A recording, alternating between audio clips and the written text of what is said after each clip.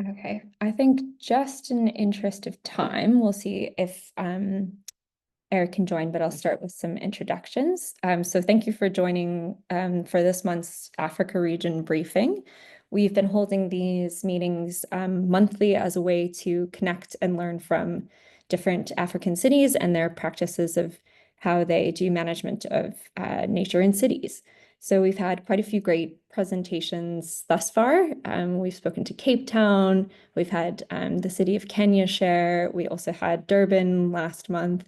And so this is really just a way for urban practitioners to get to connect and talk about how we deal across the African continent with different challenges of nature in cities.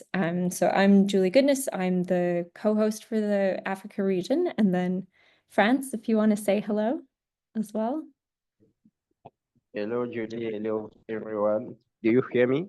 Yes, we hear you. Yeah, it's a pleasure to join this exceptional meeting. I'm intent to learn a lot and to know more about the different aspects of this session. Thank you. Right. And then Eric, now I think you've been able to join. Do we have your audio? Are you here?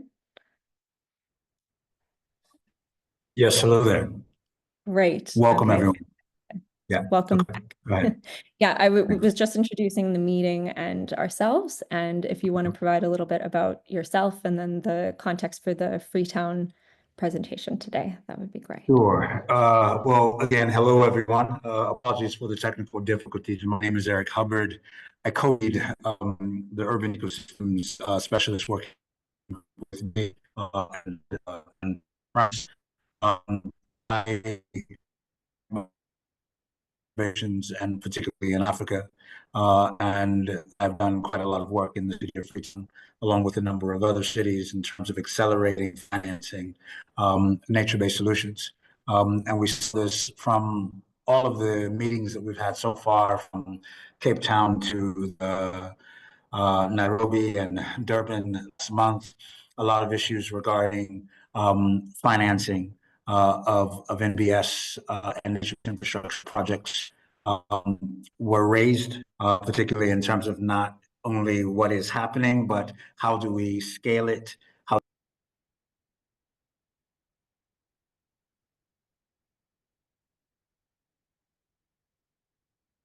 Okay, all right, actually, I think we've lost Eric again. But yeah, I guess if we feel like we want to start, we could go to the Freetown presentation.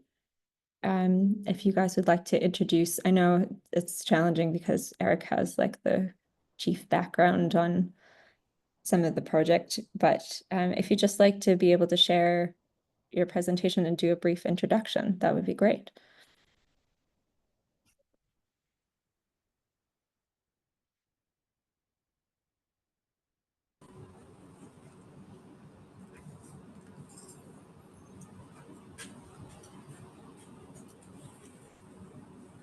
Sure. Okay. Can you see our screen? Yes, we can see it. Great. Okay. Okay. Good morning, everyone. I'm Manja. I'm the team lead at the Mayor's Delivery Unit at Freetown City Council. Yeah, I'm Amos Van de Sati, and I'm also part of the Mayor's Delivery Unit. Okay. So we're really happy to be here today to talk about our flagship adaptation project, which is called Freetown the Tree Town. It's a project that we've been working on since 2021, and it's garnered a lot of interest, a lot of support. And what we've really enjoyed about Freetown the Tree Town is the way it has really progressed over the years. Next.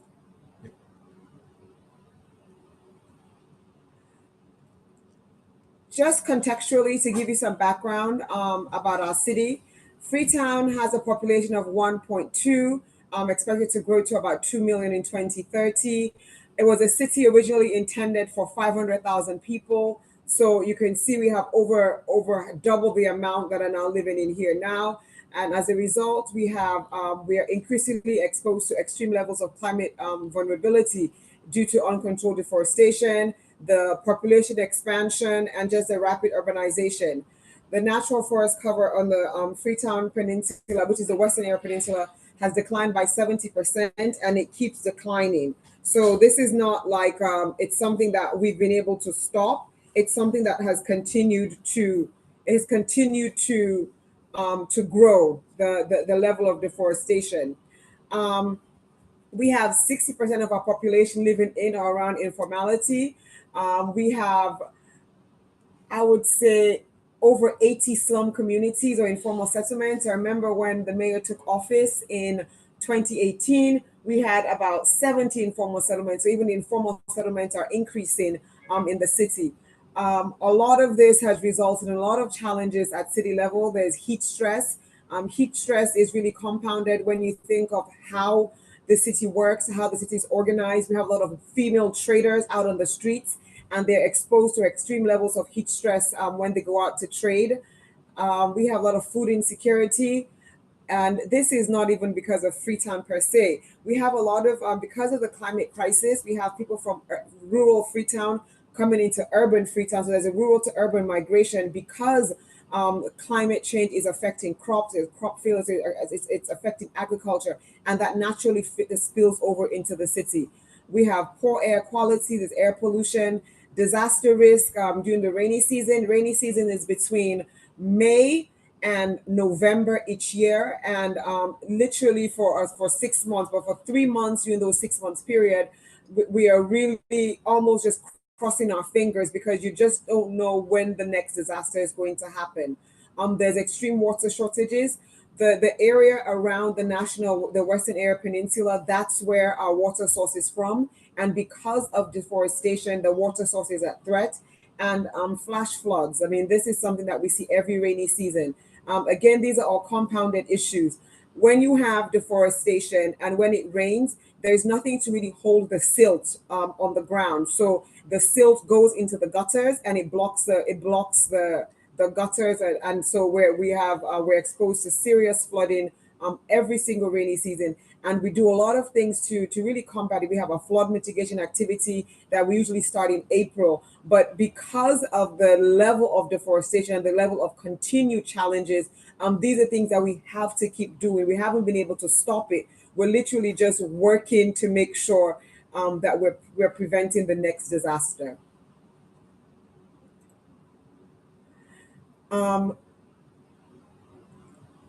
So what we've done, we're saying we need to find a solution, and the solution we really built on the solution. The first thing that we've been able to do is to develop a climate action plan, and it really is important because you need to be able to plan to have something that you're working towards, and this is what the climate action plan has been able to do for us, so that we're able to understand what we're going to do, what we need, who we need to go to, what kind of support we need, and also even what expertise we need, and also to be able to do some prioritization. There are so many climate challenges within our city. What are really the most important challenges that we need to address in the long term, short term, medium term? What we've really loved about what we've done with Freetown the Tree Town now is that we've now moved on, which we'll talk about later, to make it more sustainable. So we're building financing equitable, sustainable pathways to locally led climate adaptation. And we're also contributing to Freetown's mitigation adaptation strategy, short term and long term. What we're saying is the mayor is here. The mayor is really a big climate change proponent. This is something that she wants to be part of her legacy. So what are we going to do to ensure that there is sustainability? Because it can't be on a project by project basis. It needs to make sure that we're able to see impact on the ground following when she leaves office.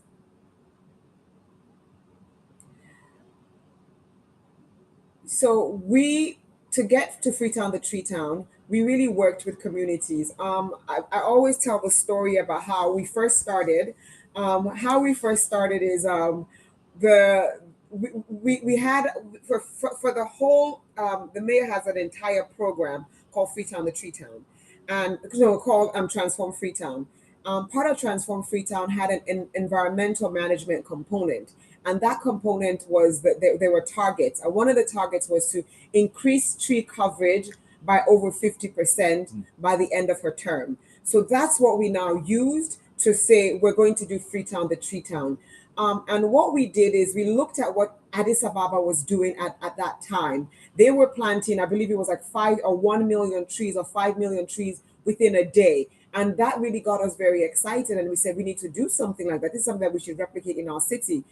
We don't have the manpower, we don't have the resources to do it over a 24-hour period, but we should be able to plant trees. We went to the mayor, we were aligned, and this is something that she wanted to do. And Freetown, the tree town, was born. So we initially needed money because there was no funding. Just to understand again, at city level, we didn't have a climate change department. These are not things in our urban setting that were part of the governance structure. And these are all things that we've had to introduce at the city level. So it's been very new for the city taking on this urban forestry as part of the track that they're going to work on for our residents.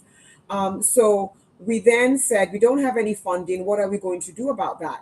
What we do, as we usually do, we do fundraising. So we had a fundraiser, like a dinner dance, and we actually were able to raise $30,000. And that's what we used to actually effectively kick off Freetown, the tree town. So I always say this is a project that was funded initially, that the residents of Freetown owned up to, and they were able to fund.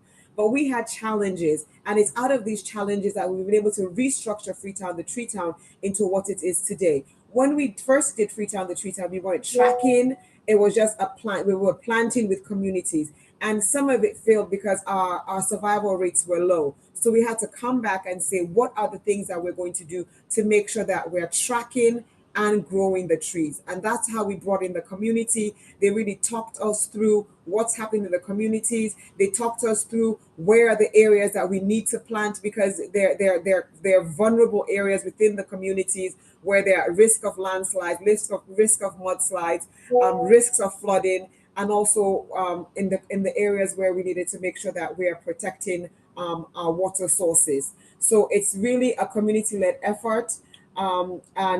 We've been able to really scale up this community-led effort. But what we want to do is to have long-term self-financing mechanism through investment from the carbon market. And that's where we are. That's the process that we're in now.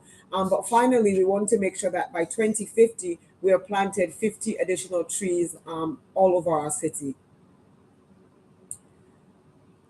So we've planted over 1.2 million trees as at now. We're planting up 250,000 more this year. Minimum, we're hoping to do 500,000, but we're looking at what the funding mechanisms will be for that.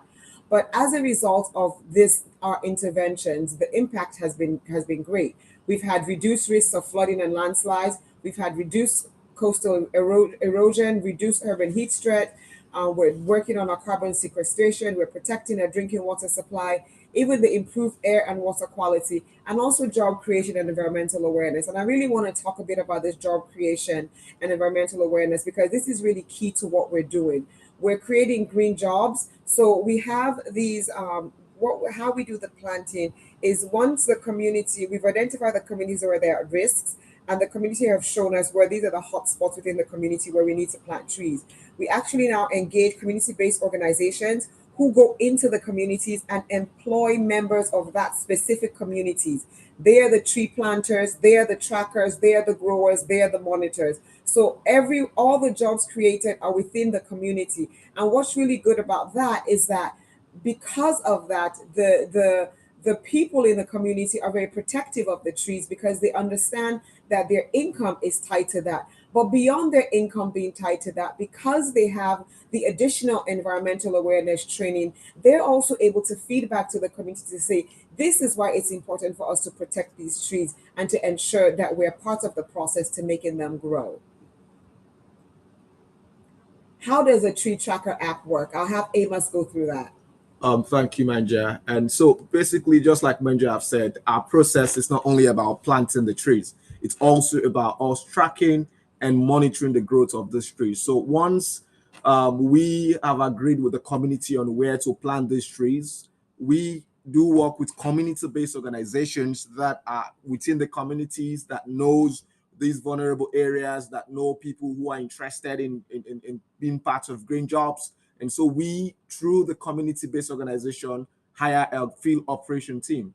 And once that team is being recruited, their role is to ensure that each tree that is planted is geotagged and recorded and sync into our system. So if you can look at the diagram over there, you will see tree tracking, which look at having a grower once you've been contracted by a community-based organization.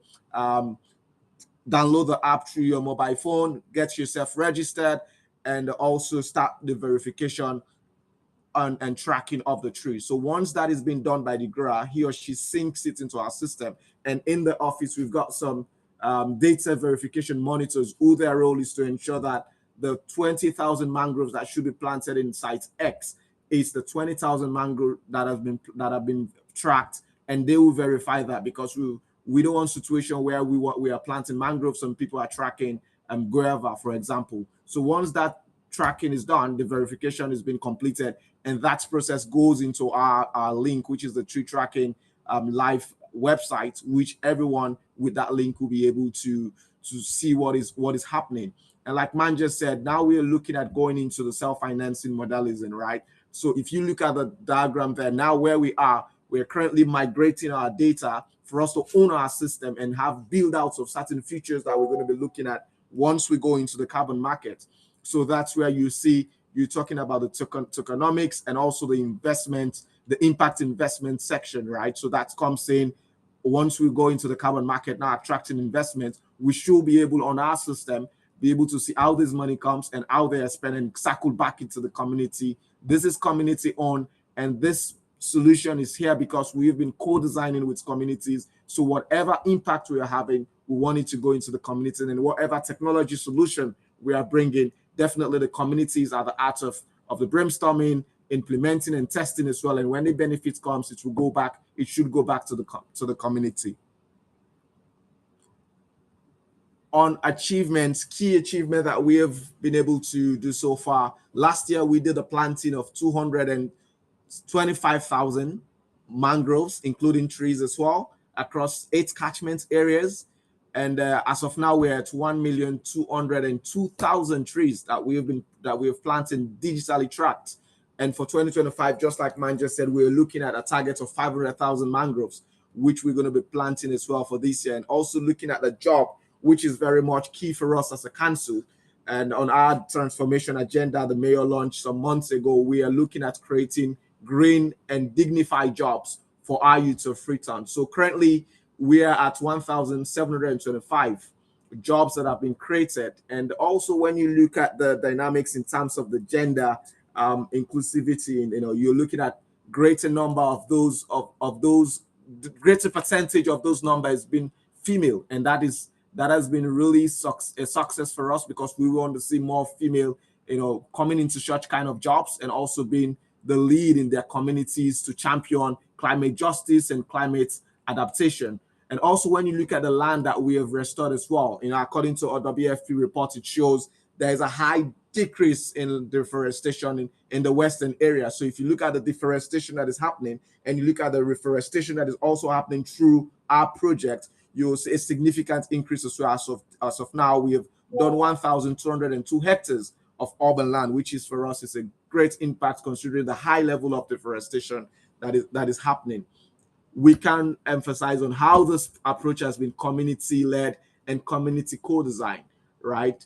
From the area where we plant the trees to the species that is going to be planted to who is being hired, where they're going to work. It all has been done in the community, and community has really taken ownership, even in terms of how the supply of the seedlings that are used to do the planting, how they are sourced, how they are transported from the nursery sites to the community. It has been community-led. We have worked with the chiefs, we have worked with the tribal heads from every catchment that we have been working in since we've started this process. And we have gained significant success in terms of their involvement and their accepting the idea that it's now time for them to be part of the solution that is affecting Freetown and Western area at large.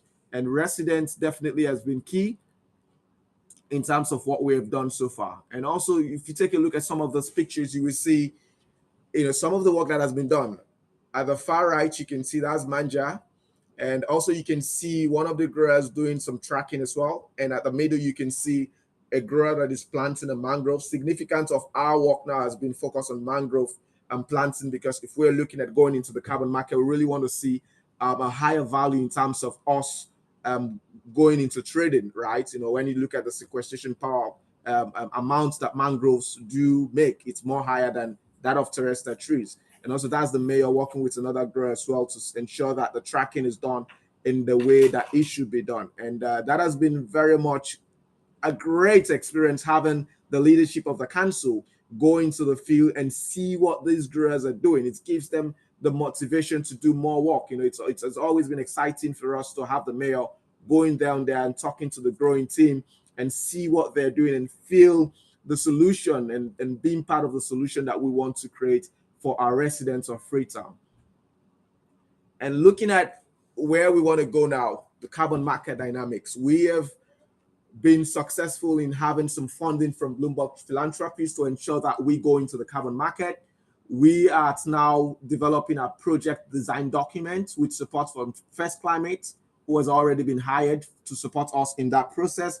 And we have made significant progress as well, from understanding the data that we have, the data requirements, to understanding the stakeholders that needs to be engaged, to the benefit sharing agreements that needs to be incorporated within council and understood by the community, towards setting up a community engagement, to stakeholder engagements, for them to understand where we want to go, what will be the benefit sharing agreements, and how their involvement will be key to ensure that we have this process done in a way that will enable us to quickly go into the carbon market. As of now, like I said, we are currently we'll be starting the community stakeholder engagements in the next month, and that we should be able to us to understand what they are buying, how do we understand what the revenue sharing will be like, and what will be the cost in terms of the carbon that we have, and also the investments, which are the trees. In terms of having that completed, as you can see on the timeline, we're looking from now in the next 2 years, we should have been able to go into the carbon market. We should have been able to have a project design document by September, and also start some due diligence, which enable us to move from the listing stage for us to definitely have our certification, either from the Gold or the Vera standard, which we have been working on to ensure that we have this process going and we have it registered, so we will not be able to be dependent on donor funding, which normally stops us from really effectively doing our work, and we are really grateful from the funding from Bloomberg, and also support that we have had from technical consultants, including Eric himself, who has also been part of this process since we started, and he has been very helpful, to Manja himself that sits here, and to a whole team that has been working on this work, right? We have a universal tracking that starts very soon, which is exciting for us to understand the real numbers that we have currently on ground. We know why we've had the successes. We know there are still challenges on the ground. We've had deforestation, we've had wildfire there and there. So we want to understand the investments that we have on ground, which will really help us as to where we stand and what we'll be able to trade into the market. Manja. So I just want to say that these are really exciting times for us. When we're able to enter the carbon market within the next year or so, we'll be the first city to have been able to do that. And this will be a real game changer for us in terms of being able to ensure that we continue to do a lot of our adaptation and mitigation work that are becoming increasingly challenging, and also that affect the most vulnerable of our population. Exactly. Are there any questions? Are there any questions, concern? Thank you. Thank you so much, Amos and Manja. That was a fantastic presentation. Yeah, and I'd like to invite if there's any, Eric, you might have something that you'd want to add, but if we can also invite questions from any of the audience.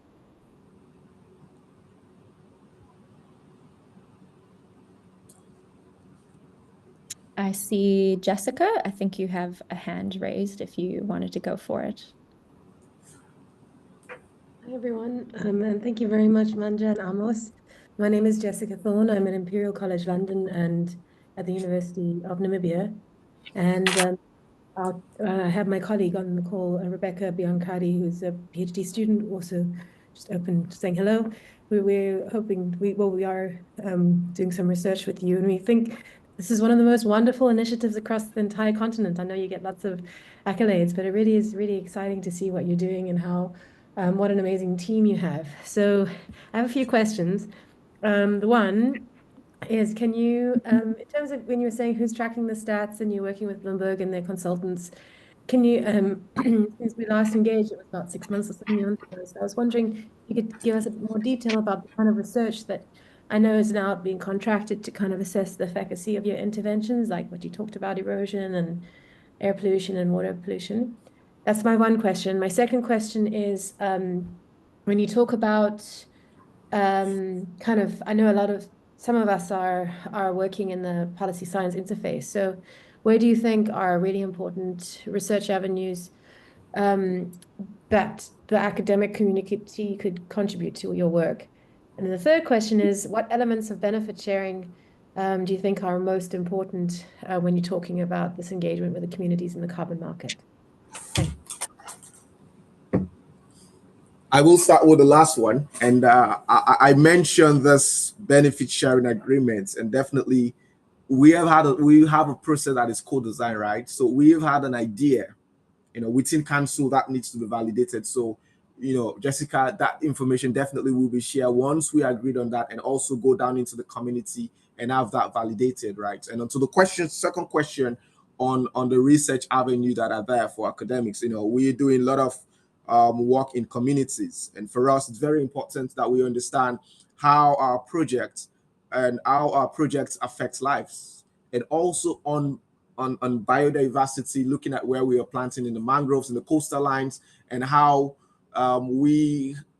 green jobs affect the lives of, more especially, the youth, right? So those are areas that for us, we think it's really good for us to have research on, and also how much impact the sequestrations that are going to be that are currently being done. Currently, now that we don't even know, formally we don't know how much sequestration is going on until we do the feasibility analysis, and with the support from the carbon developer, right? We as well, whilst we wait for those analysis to come out, we're keen to know what level of sequestration or impact in terms of the carbon reduction our trees are currently having in the field. So that's another amazing avenue we will want to collaborate whilst we are in the process of having those analysis and going into the carbon market.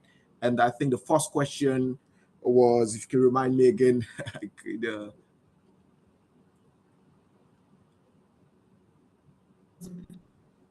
I was muted. Yes, it was just who's helping you track the stats? Like you said, you're working with some collaborators. Who are those people that are? Yeah, so we have an in-house team. If you're looking at those that are doing the verification, just let me clarify your question again. The verification of the data that has been synced in. Not from the data management, not the work of Claudette Davies, but I think you had some other people that Bloomberg was hiring to support and delivery associates. So I was just curious about. It's the Innovation for Poverty. IPA, Innovation for Poverty Action. It's a real big research firm based locally, and we've been working together to understand those dynamics, and also ISDA has also been helpful in also supporting us to understand those variations and analysis as well, for us to look at our cost benefit analysis and our valuation when it comes to the nature-based solution that we're looking at.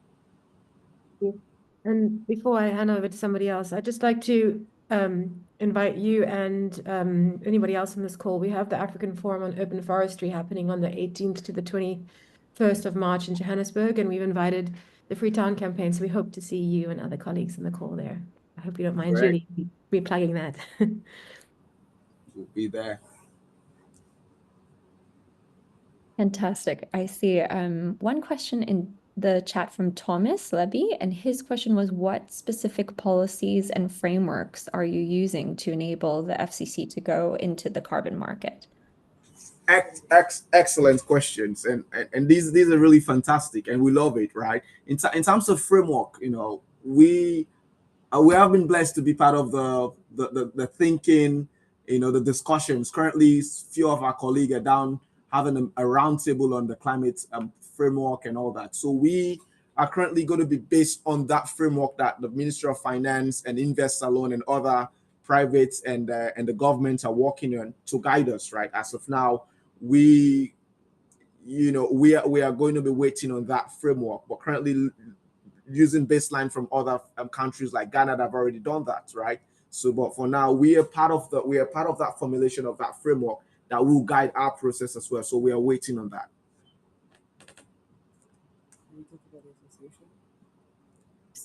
And then a very quick one I see before we hop to the next one, just to make sure that Mikhail has time to present.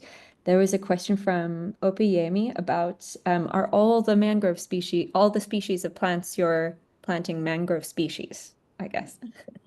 Oh no.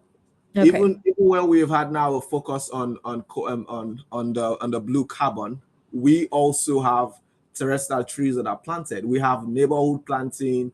We have areas where we've had landslide, and all those areas don't need mangroves, you know, per se. So we have to do trees, economic trees per se, or forest trees. And we have, in terms of economic trees, we have been planting mangrove, guava, orange, and forest trees. We're looking at I would call the local names that we know in Sierra Leone, Yemeni, the Baji. They've got their scientific names as well, you know. And so we've not only focused on mangroves, we have as well focused on terrestrial trees that have also been helpful in terms of even supporting the communities. You know, the trees that we planted 3 years ago now produce fruits in communities that are being sold to sustain certain livelihood in some areas of Freetown. So that has been important for us. And whilst we know our focus is on blue carbon, we know as well that the terrestrial trees have got significant impact, and we're not going to lose sight on that. Cool, thanks. And the follow-up question was, how are the species selected? But I imagine it's based on context and need then, as you're describing. Yes. It's based on that exactly. Okay, fantastic.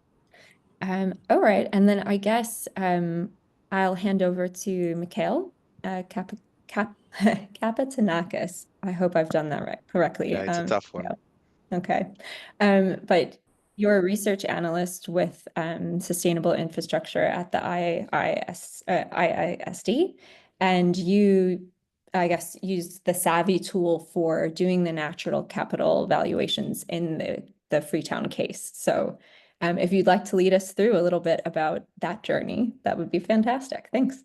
Of course. Thank you very much. So I hope everyone can see my screen. We can see, I think, yeah. Great. So yes, I'm a research analyst with the International Institute of Sustainable Development. I work with a methodology called Savvy, or Sustainable Asset Valuation. And we recently worked with the city of Freetown to apply this methodology at the latest phase of the Treetown project for climate adaptation in Freetown. So I'll provide a short overview of the Savvy methodology and how it works and how it can be applied, specifically to nature-based infrastructure projects. And then I'll go briefly over how it was applied in this case in the tree planting project in Freetown. So basically,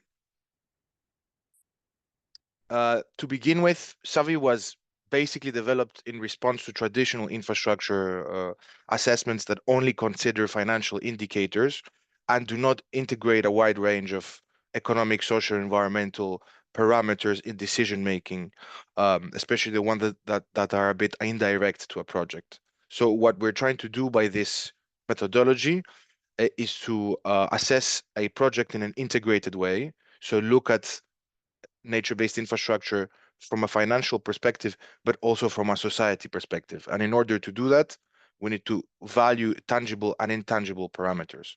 So basically that methodology helps governments or investors to steer capital towards more sustainable infrastructure, and also demonstrates how that can deliver better value for money for all. So there's three main features of the Savvy methodology. First, it combines different modeling approaches to show the financial performance of projects under different climate change scenarios. Second, and very importantly, we try to put a financial value in many economic, social, environmental added benefits and avoided costs. So we look at a project, we look at any avoided cost of air pollution, CO2 emissions, biodiversity benefits, any job creation, and so on. And then thirdly, we try to customize our assessments to different regional and national contexts in order for them to reflect local conditions more appropriately. So in this case, as I'll show later, we worked with the city of Freetown, and they provided a lot of local data that we used in our assessment. These are some examples of the different indicators or externalities that we try to value in different infrastructure projects. So environmental, it can be any water, air pollution, greenhouse gas emission, any degradation of lands, biodiversity impacts. Then social, we look at any generation of new jobs, any impacts on human health, for example, when we try to value that. And of course, we look at economic, for example, if there's real estate increases, price increases, or retail revenue increases as a result of a project. So Savvy consists firstly of a qualitative part, and then we move to the quantitative part. So the qualitative step, basically, and I will show you we call it causal loop diagram, is basically the qualitative aspect or part of our methodology before we move to the quantitative part. We try to develop this with different partners and different stakeholders, and we basically develop a mental map that identifies different impacts or drivers of change or challenges within a certain region or a city in this case, and how they're interlinked. And then we take some of these indicators and we try to value them in Excel or in Vensim, which is a software that uses system dynamics. And basically, all of these models are fed with data or assumptions that are tailored to the local context. So spatial modeling, any data related to carbon sequestration, water runoff retention, habitat quality, and so on. The end product is an integrated cost-benefit analysis, which is basically like a cost-benefit analysis, but we call it integrated because it includes all of these different social, environmental, and economic, let's say, indirect impacts. So before I go to the example of Freetown, we also apply Savvy in other sectors, not in nature-based infrastructure only. So energy can be applied to transport, water, buildings, or waste projects. We have undertaken a lot of different projects across the world, as you can see. And just before I move to the example, I think it would be useful just to provide a quick definition of nature-based infrastructure, which is a very big area of our work. We look at different areas or systems that harness nature to provide infrastructure services, such as forests, mangroves, wetlands, grasslands, or also hybrid infrastructure, which also combines gray structures.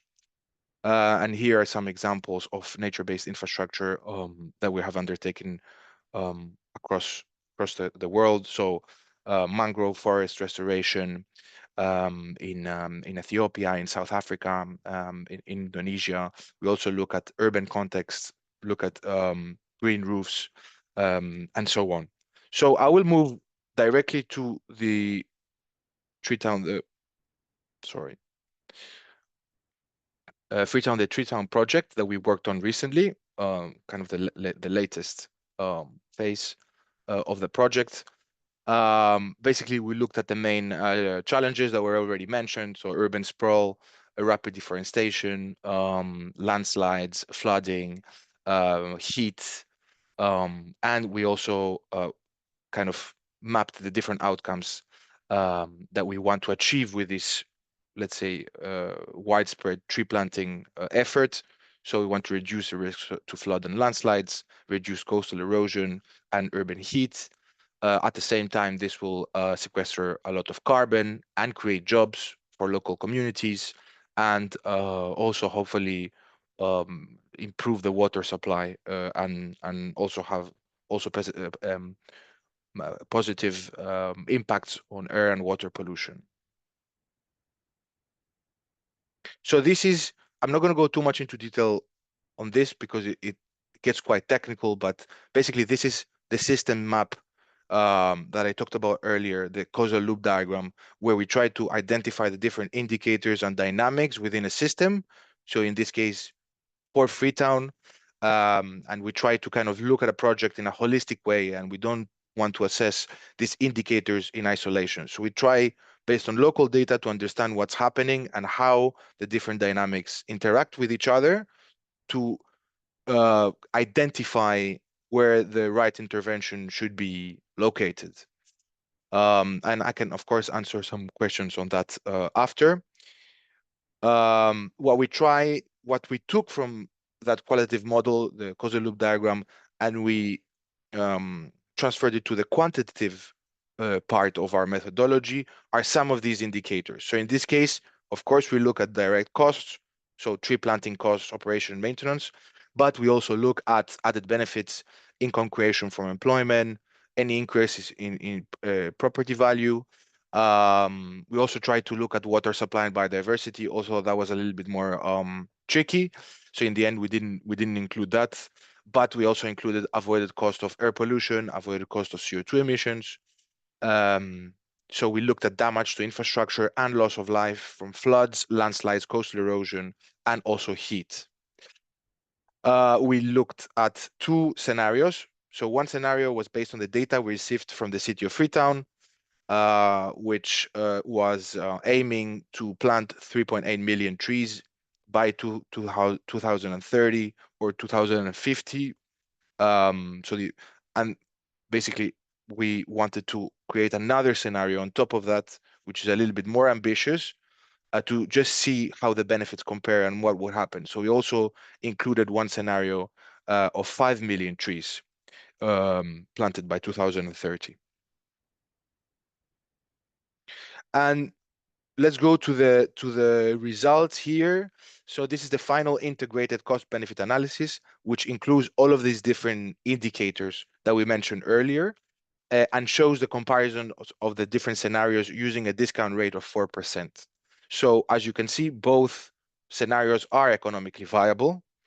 And although the more ambitious scenario of planting 5 million trees has higher cumulative net benefits, it has slightly lower benefit to cost ratio, as you can see, 2.4 as opposed to 2.14, because of the higher tree planting costs in the beginning. But they're both really positive economically, and it's very important to kind of understand that from an economic point of view, this project is really positive. As you can see from from the benefit to cost ratio and the different indicators. Let's look at kind of the greatest impacts of this project. So we saw that the avoided infrastructure damages as a result of tree planting show the highest value, followed by employment creation, and then followed by avoided loss of life. We can also see that the construction or tree planting costs in this case are also high, and that the project is still economically viable. So these values are cumulative over the timeline of the project. So from 2024 to 2050. And then just to close, we also looked at the greatest impact in this case, which was the avoided cost of infrastructure damages as a result of the tree planting efforts. As we can see, the highest avoided cost will be from coastal erosion, followed by flooding, and then followed by sea level rise, whereas landslides, for example, saw a much lower value because they're more rare, I guess. So that's how we kind of estimated everything. So I will leave it there. Thank you very much. I will answer any questions you might have, of course, and I will stop sharing. Thank you. Right. Thank you so much, Mikhail. It's an amazing chance to get a look at what goes into the models and the thinking. So thank you for clarifying some of that for us.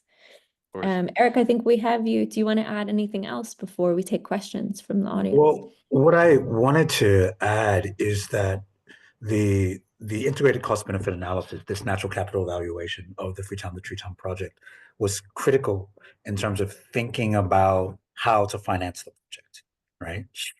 The resources that would be required within the various scenarios. We were at that point at sort of a trajectory with the resources that we had. Around 3.8 million trees is what we were looking at, but ultimately for 2030 we were planning on 5 million, and then having sort of the projections that gives us a sense of what the net sort of cost benefit dynamics, and particularly the co-benefits sort of from the economic, environmental, and social dynamics are from that project were critical to the work that's happening now in terms of the choices to move into the carbon market, right? So we saw this whole process as a kind of a pre-feasibility study, and the feasibility study is currently ongoing. We were able to understand what our carbon potential was in this process, right? Sort of what the financing scenarios could look like, and sort of not only depending on the carbon market, but other sources, right? And so the idea is to open up to all of those other sources, potential sources that were necessary. And so, like, for instance, when Amos was talking about the different species, Freetown planted for particular purposes. So particular trees were planted in particular areas to address flood risk, to address landslide susceptibility, to address heat stress, on the basis of community-based, climate risk analysis that were coming out of engagement processes that Manja talked about, right? And so the dynamic then is, so you can plant certain species up, sort of the catchment, below the catchment. All of those were a part of geomorphic analysis and soil testing and all of those kinds of dynamics that were really required, in order to start the process, right? The planting and the growing process, but then also thinking about the investment context. You need sort of natural capital valuation. You need sort of a integrated cost benefit analysis before you can sort of move into other areas to understand. Before you can begin to attract particular types of investment and do things like enter the carbon market. It's really critical. And so all of those steps, sort of have been in place over time since 2020, sort of with Freetown to Treetown. It doesn't happen overnight. It takes time, right, to sort of build out that process. And getting to the 1 million trees is a major milestone, but all of these other elements enable that process to happen, and all of them require financing. Okay. And I'm just keeping an eye on time, that we're a few minutes to 2, but we'll continue the conversation here. But just if anyone has a burning question but needs to drop off, please drop it in the chat and we'll address it, and the recording will be shared afterwards. But one question I see from Albert is, was the reason for admitting biodiversity gain as a variable in the evaluation due to lack of data availability, lack of standardized data, or something else? What was going on there? So basically, looking at biodiversity indicators and coming up with a methodology to kind of identify the benefits within a period is something that we've been looking at recently. It's a little bit more tricky than other indicators because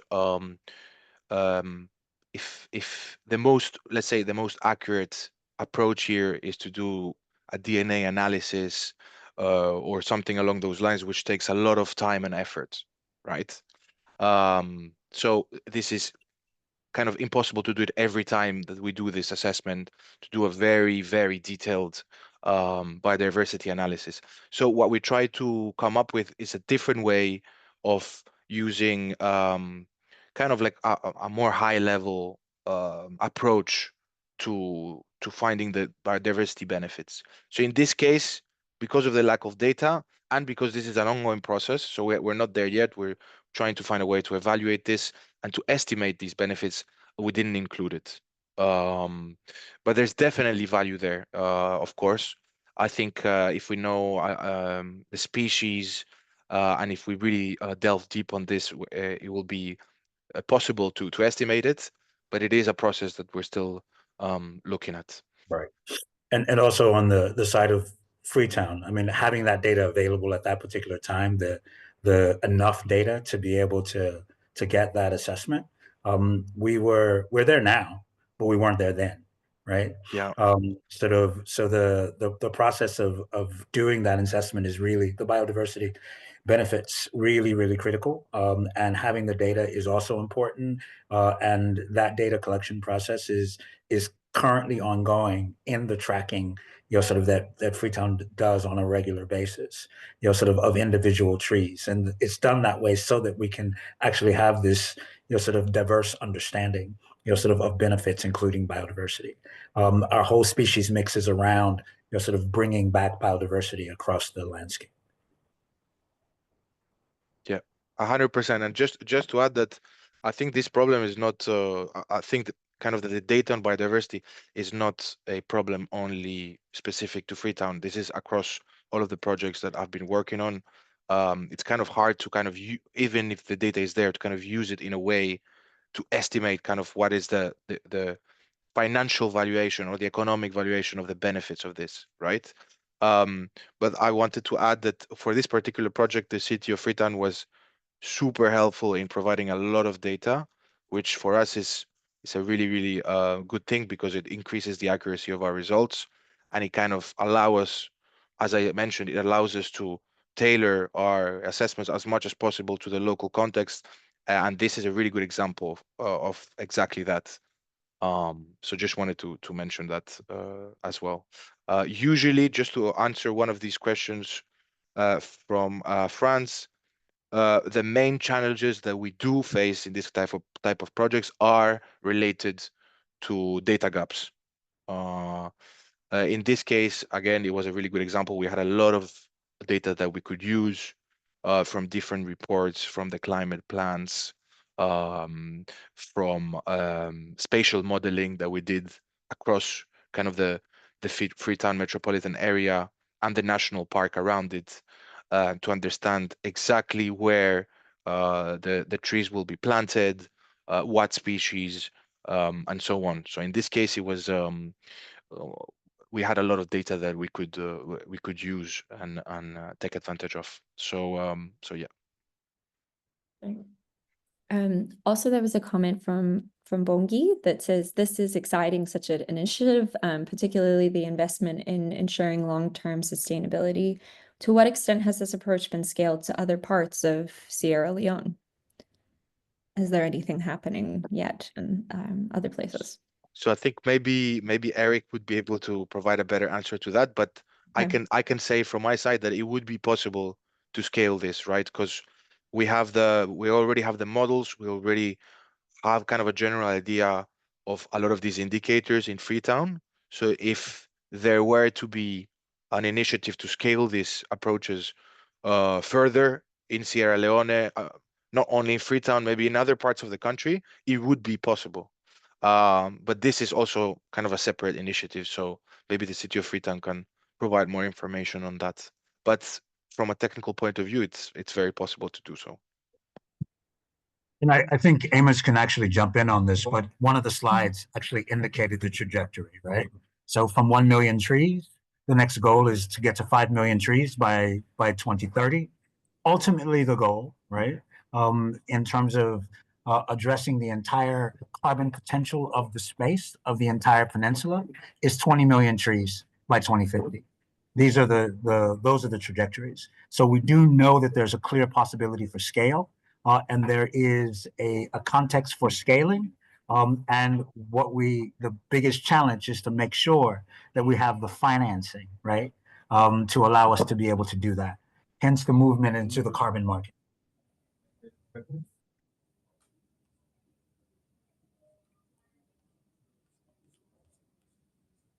Sorry, my microphone was on mute, but there was one more question from France also about, as a local organization, what need is there to use blockchain technology for carbon offset projects? I'm not as familiar with this, so I'm not sure, France, if you want to elaborate on your question. Can I just jump in on that really quickly? Just to say that Amos actually talked through a bit about tokenization, right? Sort of the using, blockchain, particularly within the context of adding, sort of digital value, right, to trees, is a critical process for us to be able to raise resources and to actually really connect those resources to the source, right?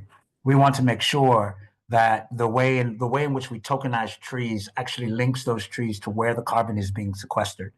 And that's directly then connected back to the kind of carbon trust with communities that would be structured to ensure that the adaptation projects that would be funding go back to those communities.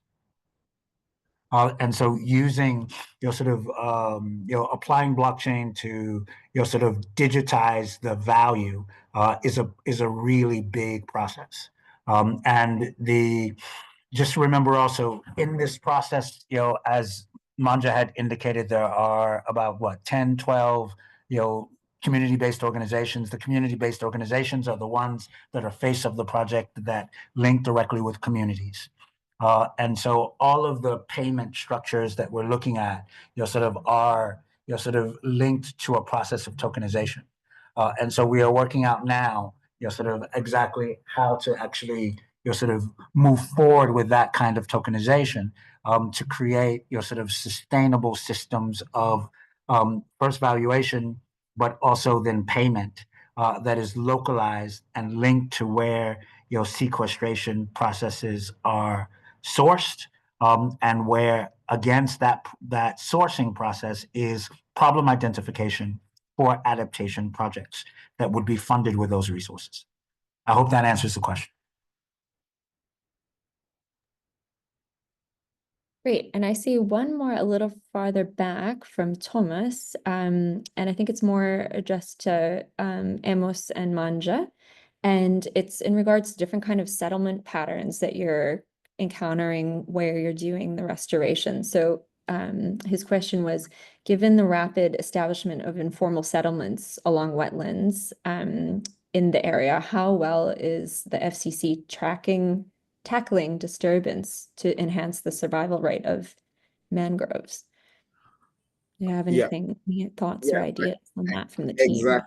Exactly. So one great thing that we've really tried our best to be good at is to really try to collaborate with these key agencies and ministries that are, focusing on protecting our wetlands, right? So when we started, Eric knows about that. When we did the first planting of around 40,000 mangroves, all of them were destroyed. And we came back and we understood what was the problem, and we went back into the community. And now we've had areas in the coastal line that we've had huge success rate. So we have been able to do that in having this co-designing. It's very important, right? You can't just come with solutions in community and you do it. It needs to be accepted first. So we've been able to creatively collaborate with the community, with the government agencies and MDA, and also have this law that protects those investment that are gone into the coastal lines to let people understand that there are laws that if you default them, the law will catch you and you will be held accountable. I think these are the strategies that we have put in place: effective collaboration with communities and also with the national government as well. fantastic. Yeah, and what kind of relationships do you have with developing communications for the community? Like, how have you found the best ways to reach people? What's the story that catches? Just out of We curiosity. we as a council, we have leadership that are residing in these communities, right? So in terms of messages, we have had councillors who we work directly with, who are in from the communities, championing those opportunities. And also there is one thing that we also have that is being done within community, which is training community action ambassadors.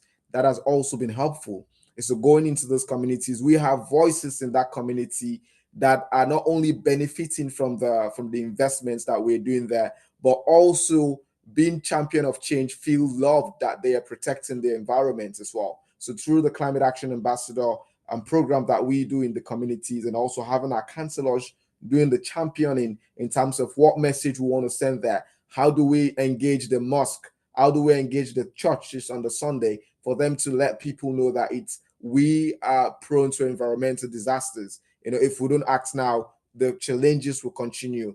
And they have been seeing the issues. It's not like you're telling them and they're not seeing it. So these are issues like the past raining season. We saw a lot of environmental disaster that are happening because of the negligence of people in communities. So, and they have understood that if we continue this thing, if we don't listen to the messages that is coming from the council, this thing will continue. And no one wants to lose their family. No one wants to lose their houses because they have blocked all the water passages, and now there is no way for the water to pass, or they have cut down all the trees, and now there is no solid roots on the ground for soil erosion not to take place. So it has been from the side of the council, making opportunity from the councillors that we have in the community, and also having training capacity opportunities for these community people as well, for them to understand the danger that will come if they don't take this action seriously. Thank you so much for those insights. I think a conversation we've had in this group before is how much environmental issues are core social issues as well. So thanks for those insights and how you work with communities. That's great. Thank you. Is there anything else anyone would like to ask from the participants? Feel free to add in the chat or raise your hands. Otherwise, I might hand over to you, Eric, for any more comments that you have. Sure. So what I would like to say is that this has been extremely enlightening, I think, and also timely, right? There was a World Resources Institute report that came out just the other day that looks at between the period of 2012 and 2023.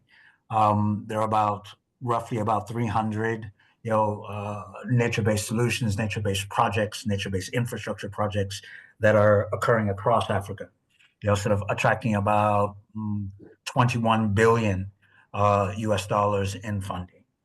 And this extends right across the continent, from east to west, sort of north to south, all over. I am a part of a process that is, pulling together the global roadmap on urban nature-based solutions. We have an Africa team, and I'm a part of that Africa team. And in that context, we've got 25 case studies of nature-based infrastructure projects that are happening also right across the continent.